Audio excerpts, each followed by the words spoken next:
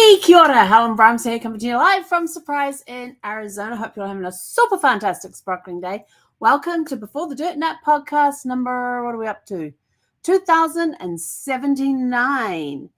And tonight we are talking about aha moments in my family tree, which could also be, you may have some aha moments in your family tree.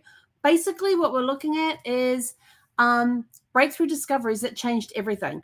Finding that key that unlocked that block, finding that key person that then everything opened up wide. We all have those aha moments when we are researching our family tree. So my question for you this evening is, what is your biggest aha moment in family history? Was it a record, a conversation, or something that you almost missed? Let's celebrate the unexpected discoveries that brought our ancestors' stories to life. So what is an aha moment in genealogy? It's that one clue that makes everything fall into place. When a confusing record suddenly makes sense. How many times have we pulled up a record and we've looked at it and gone, huh? And then we look at it with fresh eyes. We put it away for that moment. We come back later on, we look at it with fresh eyes. All of a sudden it makes sense. Or we find another record that makes that one make sense. Discovering someone was not who you thought, or finding someone you didn't know existed.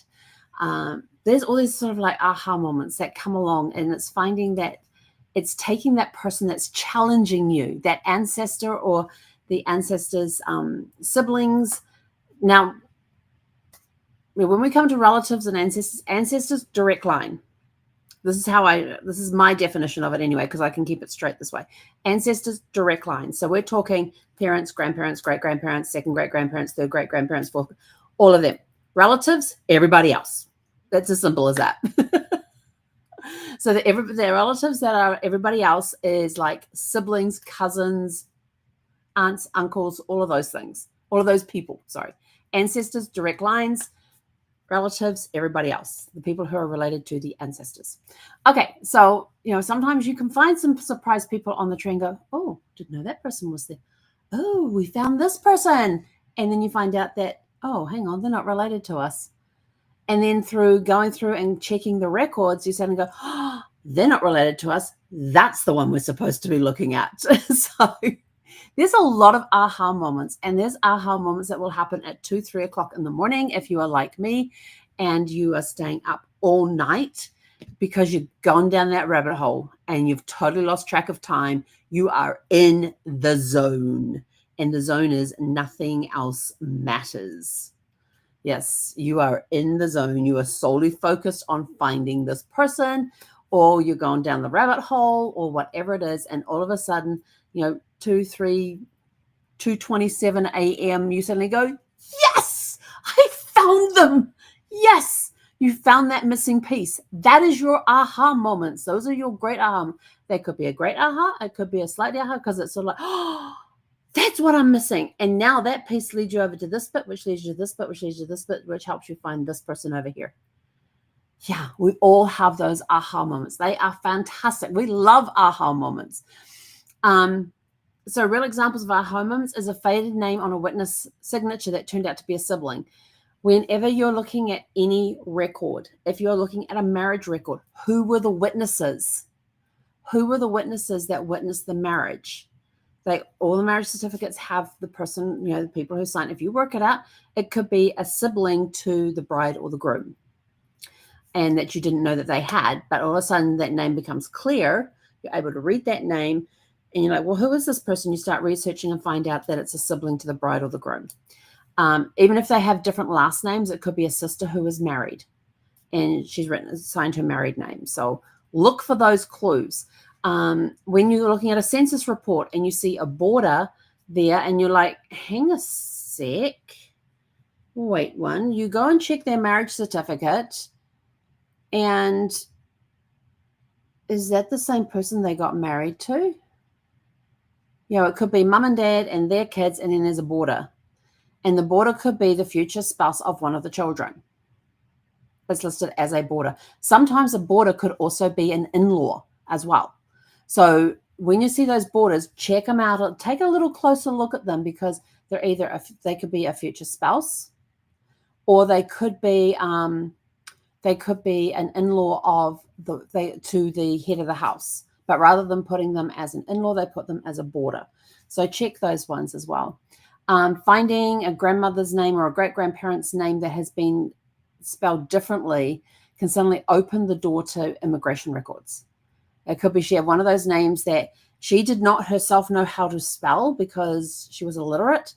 And so they spelt it how that sounded. And because of that, it's now on her immigration records that way and everything else, because they may not have been able to clearly read what was on the documents.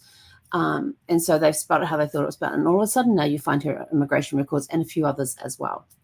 It could be a random hint in a newspaper obituary that revealed a secret second marriage. Now, obituaries are very interesting things because obituaries could be written by anybody. It could be written by somebody who knows the family. They've written this stuff down. It could be they might know a family secret but not realize it's a family secret, and they put it into their obituary with the children's names and the children's that are surviving. So they go, "Who's this person?" Well, that's your daughter. That's your father's daughter from their second marriage. They never got married the second time. Dad never got married. I will tell you this. I have actually found where the rest of the family has vowed and declared that person never got remarried after that. That their father never got remarried after their mother died. Yeah, well, I'm sorry to say we actually came across a marriage record that was listed in the county courthouse. Here is a copy. And they look at it in disbelief. And it's like, "Oh, this has got to be another person." I'm like, "Check the address." I said, "Here's the application for the marriage license. Here is the marriage certificate. Look on the application. What is the address?" "Well, that's my dad's address." "What's the name that's on there?" And all of a sudden, they suddenly find that their father actually got married again and never told them. Yeah, we found that. So you never know what records are going to be revealed. I had one person one time who vowed and declared that their father was never adopted. We didn't find adoption records. What we found was that on the Social Security claims and applications is that they had actually been known. They said, "This was my dad's name. It's always been his name. He was born. This was his father, da, da, da, da." And I pull up the Social Security claims and applications record, which shows you a little more detail than the Social Security death index. So you have the Social Security death index, which will give their name, their last known residence, and the date that they died. That's it. The Social Security applications and claims will show parents, will show any other name that person was known by, just a few more details. And so I happened to find, this was a very, very tricky one. Because I said to them, "Was your dad ever adopted?" And they're like, "No, this is who his father was." And da-da-da-da. And I'm like, they go, "Why?" I said, "Was his social security?" I said, "What's his social security number?" They're like, "Oh, I don't know. Hang on, let me go and have a look." And they gave me the social security number and it matched. I said, "Not sure how to tell you this." They go, "What do you mean?" I said, "I'm sitting here looking at the Social Security claims and applications record for your dad. The Social Security numbers match." They're like, "Okay." I said, "The name that he goes by?" They go, "Yep." I said, "He didn't have that name until," and I told them the year. And they're like, "What do you mean?" I said, "Well, before then, he was known by this name. He had the same first name, same middle name, but his last name was different." And they're like, "Well, who's this other person?" I said, "Well, I've looked up the birth records, and I happened to find his birth records because they were in a state where I could actually see the birth records, because some states are very different with their birth records." I said, "Well, I happened to find the birth record, and his mother's name is the same as you have told me, but there is a different guy listed as the birth father." There was dead silence on the other end. They go, "So he wasn't actually born with this name?" Because we were told that Grandpa was his real dad. And they said, "That's what we've always been told. He's always called him Dad," and da-da-da-da. I said, "Well, he didn't change his last name till he was 11. His last name changed when he was 11. And they're like, and you found another birth record? I went, yeah. And it had this guy listed as the father, which ties up with what's on the Social Security claims and application record. And they were stunned. They always knew this one person as their grandfather, and had always, it was just naturally assumed that this was his real dad, that he had never been adopted, that this was his birth father and everything else. And I had to go and burst that bubble. There are some tricky times when you when you come across some records, and whenever, one of the things in genealogy is that when you're searching somebody else's records, you have to prepare them for unexpected things to come up, pleasant or not pleasant. It doesn't matter which, you have to find the things. And they go, well, who is this other guy? I said, that was your mother's your mother's first husband, according to the records that we can find so far. Because I found a marriage record for this couple, the birth record for your dad that has this couple listed as his parents. And because I got the information off the Social Security thing, and so I went and researched it. So I found her original birth, I found her divorce records and thus, and they're sort of like, there was stunned silence. They did not know that, the grandparents, they did not know that the grandmother had been married twice, and that the first husband was actually the father of their father. So, yeah, we've had those little aha moments. So there's good aha moments, there's surprising aha moments, and then there's those that you really don't want to know are out there. But we had to tell, we were searching the records because they want to know more about their grandfather. And they said, well, how did you come across this? I said, well, you wanted me to find more information about your grandfather. So I was looking for marriage certificates, death certificate, looking for all of the vital records. And when I put your father's name into the Social Security claims and applications, this record came up, and it showed that he was born with a different name and was later adopted by your grandfather, the guy you know as your grandfather. And they're like, oh, but we always thought he was. I said, sorry. I said, this is what happened. The unexpected happens. You never know what it's going to be. And so it took them a while to digest this information. And it was, they weren't sure what to make of it. And they go, well, what happened to his birth father? And I said, unfortunately, he passed away, and I provided them with a death certificate and everything else. And they were like, oh. So they never got to know the birth grandfather. They always thought that the grandfather that they knew was their birth grandfather, was their blood grandfather. And so it wasn't until we actually went searching the records, we found these little aha surprises.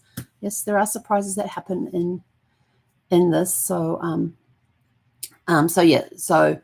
let's see, what else can we find in here? Clues that often lead to breakthroughs. Look again at known records with fresh eyes.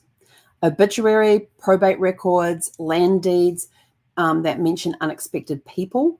Look at who witnessed the will, because there is a law out there that if you are mentioned in the will, you cannot sign. So who witnessed the will, and were they friends or relatives who are not mentioned in the will of that particular person? Like it could be a cousin, for example, who's witnessing the will, so that because all the directs are mentioned in the will, so they can't sign. Witnesses, neighbors, or in-laws are listed in documents. Look for those names, on marriage certificates, even death certificate. Who reported who provided the information on the death certificate? Like when Brad passed, I provided all the information on his death certificate. In some cases, on the census, which census was it? There was a census out there, and I can't remember which one, where it actually indicates on the census who in the household provided the information. And if there was nobody in the household that provided it, it could have been a next door neighbor, which could explain age differences and different names showing up because they're using the kids' nicknames instead of their full names and things like that. DNA matches that don't fit until they suddenly do. So I have a third cousin on my mother's side of the family, but Ancestry was showing that we were connected on my father's side of the family as half third cousins or fourth cousins. I think I can't remember what it says now. It's been a while. And so we're busy searching on my dad's side of the family because she had some names in her tree, which are also in my dad's side of the tree. And that little voice in the back of my head said, ask her about her mother. And so as soon as I asked her about her mother and all of that, boom, aha, all of a sudden they fitted in the tree. We found her DNA match was on my mother's side of the family, and she is a half third cousin because the only grandparent we have in common is my second great grandmother. She goes off. So my second great grandmother was married twice. Her first husband died in a mining accident. Her second husband, she had children with, and that is where the link comes in for my half third cousin. And she's a half because we only have one grandparent in common, not two. If we had two, she would be a full third cousin. But she's only half because it's only one grandparent. And so suddenly we found, as soon as she mentioned her mother's side of the tree, I said, I know exactly where you are. It was that quick. And we went in and found her on my mother's side of the tree. Now, there still may be matches on my dad's side of the tree because we have so many names in common, and some of them are not very common names. So, we may find another connection on that side. Don't know. Old family photos with backgrounds that can hold location clues. So if you're looking at old family photographs and you know who's in the photo and you know roughly when it was taken, you just don't know where it was taken, look in the background. Maybe in the background you might see something that might trigger something that goes, oh, I know where that photo was taken. Aha. So revisit an old record that you gave up on. Ask a relative about something you assumed was true because it may not be.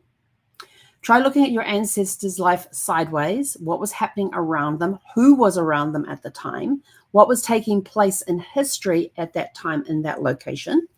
And consider what you haven't looked at yet. School records, court records, directories, electoral rolls. Some places have electoral rolls rather than a census report. Things like that. Just look at the unusual records. And then you can celebrate your small wins too. Found a correct birth date after years of searching. That's an aha. We found one relative had been celebrating her birthday a year later than she should have been.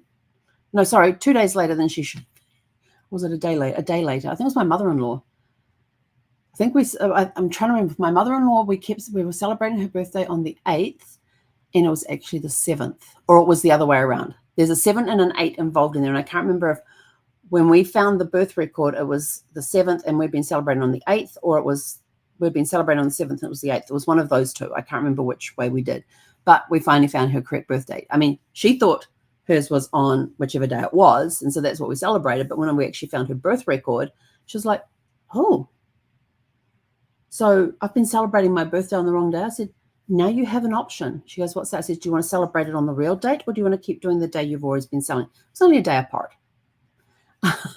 We've also found records for a birth record where it puts the person a year younger than they thought.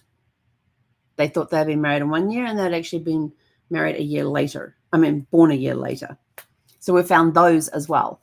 When you realize that someone had a middle name you didn't know, because sometimes you might just see the first and the last name, and then you find a record with their middle name in there, like their baptismal record. And you're sort of like, oh, they actually have middle names. How do you know that that's the right record? Look at the parents. Who are the parents? And all of a sudden they have a middle name because they've never known to have had a middle name. That is a very common thing. Even on their marriage certificate, it may just have first and last name, but on their baptismal record, you find that they actually had a middle name. They're like, oh, there's a middle name on here. Where'd that come from? Every breakthrough that you have deserves a moment of pride. It all builds to the bigger story. So make sure you take those times to celebrate those wins, even if it's just a little one, that you found the correct birth date or either the correct marriage date. That was another one that we had challenges with. Even the correct death date, because the family's sort of like, oh, yeah. I go, what's the death date of your father? And they're like, And they think for a moment and they come back and go, well, it was, because some people, they're not interested in dates. They just know that person died when they were a certain age. when the person who's doing the research was a certain age. So we have to then work backwards. Okay, well, how old were you when your dad died? Oh, well, I was about 23, I think I was. Hang on, where was I when he died? Well, I was living, and they basically end up giving you their life story. So while they're spilling out all the stuff, I'm crazily taking notes to add into their story. And so I can use them as clues to figure out when their father died. So then I go, okay, so it was around this year. And I says, okay, so what's your birth date? And they get that. So I add on the thing and I go, so it was about this year here. And they go, yeah. I said, all right, let me see what I can find. But I don't look at that exact year. I go either side. And that's when I would come up and find their thing, and I tell them the date, and they're like, oh, I thought it was later than that, or I thought it was earlier than that. That's usually their response. And occasionally I've had, yeah, that sounds about right. Yeah, because I would have been, we would have been living in such and such, because I remember having to travel home for the funeral. Yeah. And so when they said they had to travel home for the funeral, I says, where were they buried? Were they cremated? Were they buried? What cemetery were they buried in? Sometimes they're able to give it to me and sometimes they're not. And I'll go, well, we happen to have them in XYZ cemetery. And they're like, yeah, that's where mum was buried. So yeah, that would make sense that dad would be buried there too. But to some people, some details are not important. And yes, I have had those conversations with people. Well, we found your mum buried in this one here, and the plot right next door, your dad's buried in that right next door to her. Yeah, that sounds about right. So when you present people with little bits of information, sometimes they have that, oh yeah, I remember that now, or yeah, that sounds about right, or what? Wait, what? What did you just say? And you tell them, and they're like, oh, didn't know that before. Yeah. And they have to think about things, and that's okay. My favorite one is one of the ones I did, and we found all these different story after story after story, which the person whose tree we were researching had no clue about. And so to be able to reveal all this information to her and back it up with stuff that's in books, with records that were in published books, with records that newspaper articles that had been written by a particular person in her tree, and that sort of stuff was just amazing to be able to, because she had no clue. Or she says, oh yeah, we've got my second great grandmother has this last name, and the rumor is that we're related to this person who has that last name. And I'm like, yeah, no, you won't be a direct descendant. You may be a distant cousin, but you won't be direct because he never had kids. And she was like, well, thank goodness for that. So then we went digging, and we found out her own branch with that last name had its own stories to tell, had its own historical moments in there as well, completely separate from this other person. So will we ever find a connection with this other person, with the distant cousins and whatnot? We don't know. All we've got is the records that we have, and we can just keep chipping away at them. Every now and again, we'll go and revisit them and find more information for her that may eventually end up linked to that tree. In the book that was published in 1942 about the family, it said this part of the family and this part of the family may be related. We just don't have the resources to find the links, to find out how at the moment. Whether being resources was money-wise to go and look up the stuff, or whether it was the resources weren't available because they didn't know where the records were, we don't know. All we know is that in the book they put that there's a possibility that these two lines here are linked, and but we don't have the resources right now. Maybe in the future those resources will be available. So that was from 1942, and they did a phenomenal job of the guy who compiled the information. Had a team of people in different parts of the country that were actually old-fashioned research, boots on the ground, going into different repositories to gather the information, write down exactly what was. In those days they didn't have photocopiers, and physically writing down the information and then sending it to him. So could there be some lost in translation? Absolutely, because if they were transcribing something that was handwritten, it could be they may get a date wrong in there because they thought it looks like a 5 and it might have been a 6, a misread, or it might have been an 8. So just misinterpreting some of the numbers and everything else. But they hand copied down what was in the records and then sending that information to him, and he would then compile it all together. So, and then he would send them their next assignment to go and find of what to find and that sort of stuff. So now we've got a little more technology in here, but we also have to remember that all the billions of records that are currently online for us to research represents about 5% or less of the total number of records available worldwide. Think about that. Think about how many records are out there that you can't access online, either through copyright or they just haven't got around to scanning them in yet. Because there are some records that they will be able to scan and put online. There are some records where they can only put the index online. If you want to see the actual record, you might have to go in person. This is why it's good to have a great network of people around the country and have connections to different genealogy societies in different counties and states and countries and things like that, where they can actually go and physically look at the records for you. There are places like Family History Library in Salt Lake City there. You can call them up and they have librarians there who can go and pull the records for you. And based on the copyright of the record, what they can actually send you. It could be they can take a photocopy of it and scan it and email it to you. It could be you actually have to be there in person to view it with your own eyes, or they can transcribe what's there, and you have to trust their transcriptions as well, because they will write down everything as it appears on that form, because that could be the only way they can get the records to you. And some you've actually got to be in person to see the original record, and that's how it is. And it's all based on the copyrights of the information that's out there. There's also a lot of stuff that has yet to be scanned in. Some stuff may never be scanned. So, sometimes you've got to do the old-fashioned. This is why you have to, when you're researching genealogy these days, yes, you have databases online which are searchable, which is awesome. But you also have to do alongside that the traditional way of research, which is boots on the ground, visiting repositories, requesting the records, seeing the actual record in person.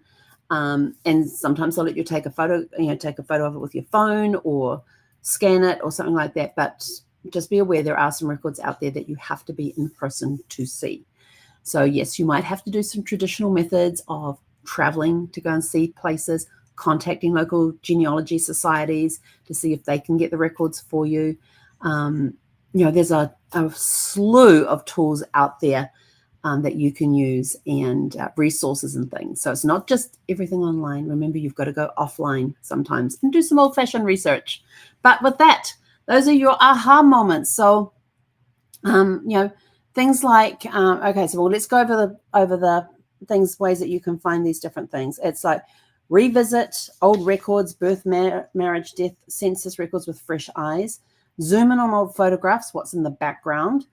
Search newspapers, look beyond the obituaries, try classifieds, court pages, local columns, newspaper article, just in general articles and things.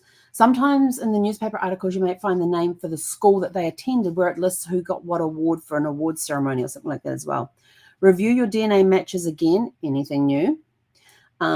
Look at the witness or neighbors in documents. If you're looking at census reports, who lived in the neighborhood?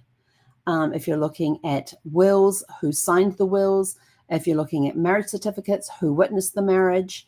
Who provided the information for the death certificates about the person and their parents? Use maps to compare locations and migration patterns. When you're looking at maps, also look for county lines, because county lines are often changing. So it could be they're living in the same town, but they used to be in this county and now they're in this county because the county line moved. So check that as well. So you want to check maps from that era. Track naming patterns across multiple generations. Was there a family name that got put in? Was there a pattern to the way that children were named? And then ask yourself, what questions haven't I asked yet? And some reflection questions is, what's one moment when everything clicked in your research? What tiny detail led to a big discovery? What patterns or names do you often overlook? And who in your tree still feels like a mystery? And what clue might be waiting? So with that, we are out of here. Aha moments are some of the best moments that you can have in genealogy. And it doesn't matter how small or how big they are. There are some that are going to upset people because they don't realize that certain things took place. Like in the case of my client who found out that their father was actually adopted by his grandfather because he was actually born to somebody else he had a different birth father. that was a bit upsetting for them. But they came to grips with it and started looking around, and they actually did find some other cousins from the father, the birth fathers had siblings, and they were able to connect with the cousins from that as well, and learn more about their birth grandfather's family, and that gave them the key to then go and research his side of the tree, so they could find out more about where they came from, because they had been busy searching on the grandfather who wasn't related to them by blood. They'd been researching his side of the family. Now they had a whole nother branch to go off and research for their birth grandfather, for their dad's birth father, and met some of the cousins and everything else. So it turned out to be a blessing in disguise in the end. They were a little upset to find out. Basically, they had been misled. They felt like they had been misled by their dad and by their grandparents, because they didn't know that the person they knew as the grandfather was not blood related. So with that, go out, find your aha moments. Let us know in the comments below what some of the aha moments that you've come up with. And please remember, if you're watching this on Facebook, please go to our YouTube channel, which is youtube.com/Helen Brahms. And under the Before the Dirt Nap podcast, you will find this episode there. So please put your comments there on YouTube, because Facebook is now removing these lives every 30 days. And I have until the middle of July to download my 3,600 videos and then comb through them to see which ones I've already got uploaded to YouTube, which is quite a few of them.